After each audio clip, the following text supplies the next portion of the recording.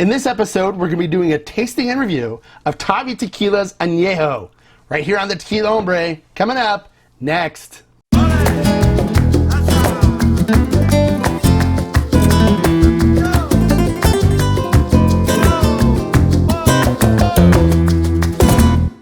Hello, and welcome to this episode of the Tequila Hombre, where today we're going to be taking a look at and doing a tasting review of Tavi Tequila's Anejo. Beautiful bottle, very heavy, very hardcore. I'm not going to get into how this tequila is made. I'm not going to go over the story about this tequila either, which is all very interesting and which you can see on the video that we did about the Blanco, and I'll post a link to it right here, so you can click on that and go see the Blanco. And if you missed it, we also did one on the reposado, and if you'd like to see the video of the review of the reposado, you can click on that right here. And so now we're just going to get right into the tasting of this Anejo. As usual, I'll be going to my go-to glass, the Jarrito Stazzle nosing glass from Chisholm Trails Glasses. Love the glass. Really accents the aromas and flavors of the tequila. It is designed specifically for tequila. So right now we're going to pour a little bit of this tequila into the glass. And if you haven't seen the other reviews, these bottles are just like super duper hardcore.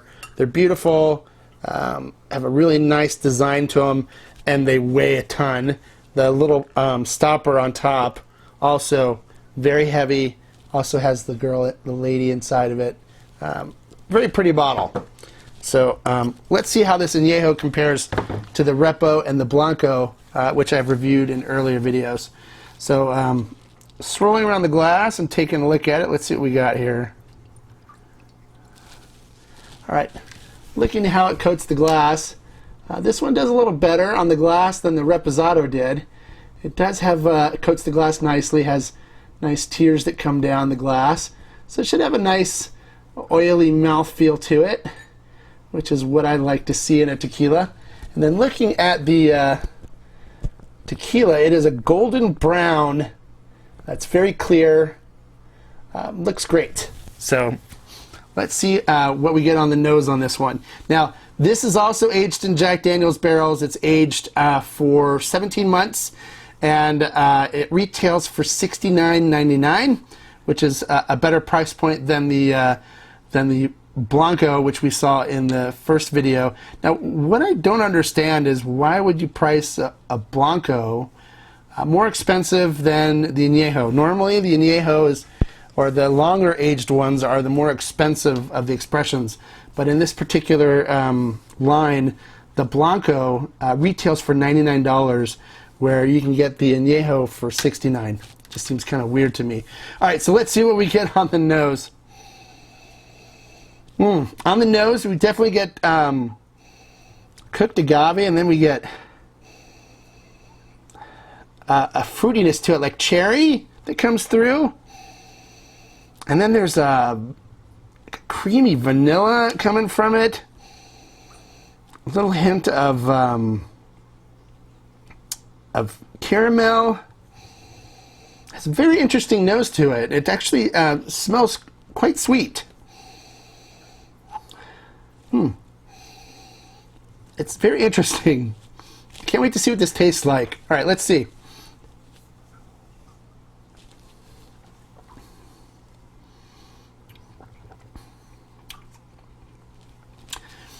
Okay, so it has a nice creamy mouthfeel to it. I'm getting cooked agave up front.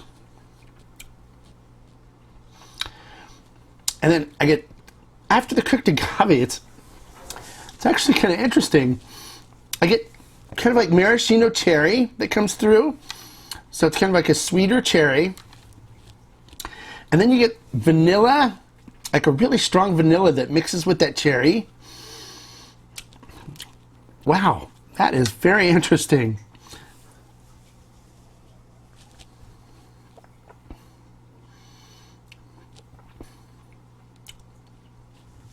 Yeah, cooked agave up front, so you get this beautiful baking spices and stuff right up front. Then it kind of turns a little bit and you get this like maraschino cherry. And then vanilla afterwards with a hint of caramel that comes through. I'm getting some chocolate, like bitterness, like bittersweet chocolate coming through on the end of it.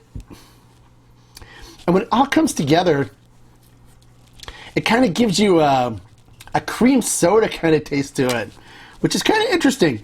Do I think they use additives in this? No, because you do get the oaky bitterness that comes through, and when they put something like additives in, it overwhelms everything. It's very upfront. You don't get any of the other nuances in it. Where this, I'm picking up a lot of the nuances. It's got a lot more depth to it than the reposado did, definitely. This is a very nice añejo. I like this. It's different. It's not like a lot of the other añejos out here, where it really gives you an interesting mix of fruitiness with the cherry and the little hint of the caramel and dark chocolate in there. It really kind of interestingly tastes like cream soda.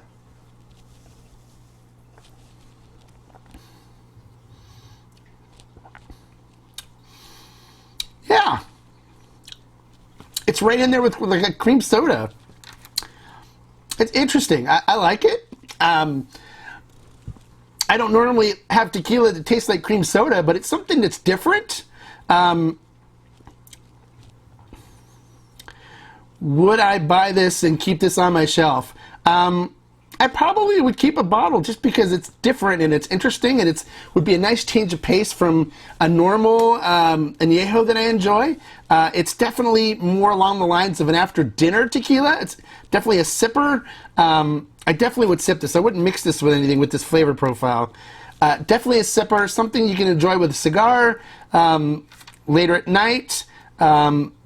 It's not a bad tequila, and for $69.99, yeah, sure, I'd keep a bottle. Does it rate as one of my more favorite añejos?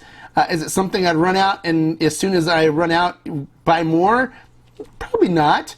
But it's definitely something interesting and different. And having something different on your shelf is not bad. I'd love to hear what you guys think.